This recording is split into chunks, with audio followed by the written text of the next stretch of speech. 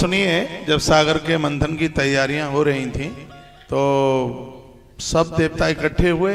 देवता पूंछ की तरफ लगे और दैत्य मुंह की तरफ लगे। सागर का मंथन हुआ और उसमें से हलाहल जहर निकल आया, विष निकल आया। उस विष के लिए महादेव का आह्वान किया गया। देव देव महादेव भूतात्मन भूत भावन।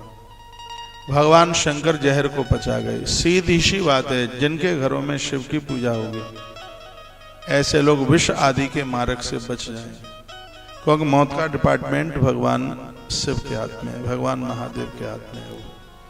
तो भगवान शंकर विष पी गए। तत्पश्चात फिर जब उसमें से मंथन चीजें बहुत निकली थी, उसमें से यही कार्तिक का महीना था। ऐरावत हाथी भी निकला, उच्चश्रवा नाम का घोड़ा भी निकला, कौस्तो मणि भी निकली, कल्प वृक्ष भी निकला, 5 गाय भी निकली, उसमें से चंद्रमा भी निकला। उसी में से पहले चंद्रदेव निकले, फिर लक्ष्मी मैया भी निकली। तो लक्ष्मी मैया और चंदा मामा उसमें से निकले। तो जैसे ही चंदा मामा निकले, चंद्रमा तो सब कहने लगे चंदा मामा चंदा मामा। माइक खोलो भाई। तो सबने कहा चंदा मामा चंदा मामा चंदा मामा। किसी ने चंदा चाचा नहीं कहा, किसी ने चंदा ताऊ नहीं कहा, सब चंदा मामा कहने लगे। मेरी तो समझ में ये बात आई है कि चंदा को सब मामा इसलिए बोले क्योंकि लक्ष्मी मैया भी समुद्र में से निकली और चंद्रमा भी समुद्र में से निकला। तो लक्ष्मी हमारी माँ है, सागर से दोनों निकले हैं, तो फिर चंद्रमा लक्ष्मी मैया का भाई हुआ। और जो हमारी माँ का भाई होता है वो हमारा मामा ही होता है, इसलिए सबने कहा चंदा मामा। चंद्रमा चंदा मामा उसमें से निकले।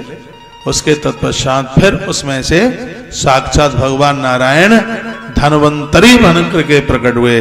बोले धन्वंतरी देव भगवान की जय हो।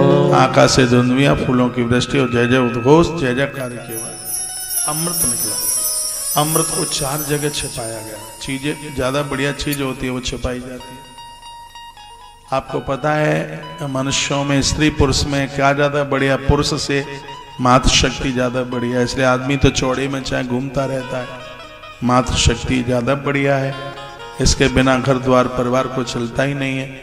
इसलिए कहा जाता है रोटी चूल्हे के अंदर की और नारी देहली के भीतर की। नारी वह घर को स्वर्ग बना देती है जो मान मर्यादा को जानती है। नारी की बड़ी महिमा है नारी की। तो हुआ यह है कि अमृत का तो बंटवारा हो ही गया है। उसमें से बहुत सी चीजें निकली हैं और धन्वंतरी भगवान ने 4 जगह अमृत को बांटा है।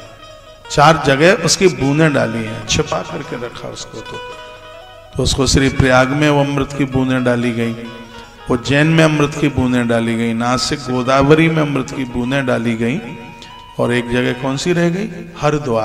हरिद्वार में भी अमृत की बूंदें डाली गई। तो यह कुंभ का महापर्व मिला, अमृत की महिमा बढ़ी। ये धन्वंतरी भगवान ने ही तो ये सब कुछ कर दिया। स्वयं भगवान नारायण धन्वंतरी बन के आए। आज मैं सुबह पुष्कर से कथा में बोल रहा था कि जिनको दवाई काम नहीं करती है, अपने घर में धन्वंतरी भगवान की फोटो लगाएं, तस्वीर।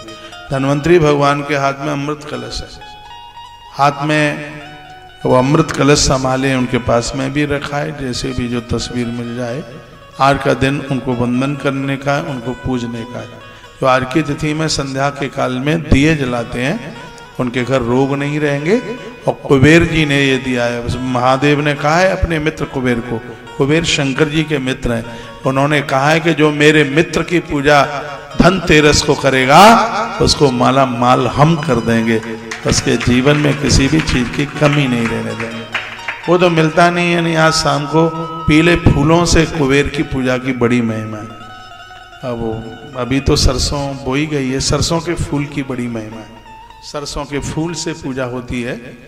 हाँ, तो अब वो नहीं मिलता तो और कोई पीत फूल मिल जाए, पीला फूल मिल जाए, उससे ये भगवान की पूजा की जाए। इस पूजा में पीली सरसों चलती है। तो आइए, ये मैंने आपको धन्वंतरी भगवान के प्राकट्य की एक संक्षिप्त कथा सुना दी है।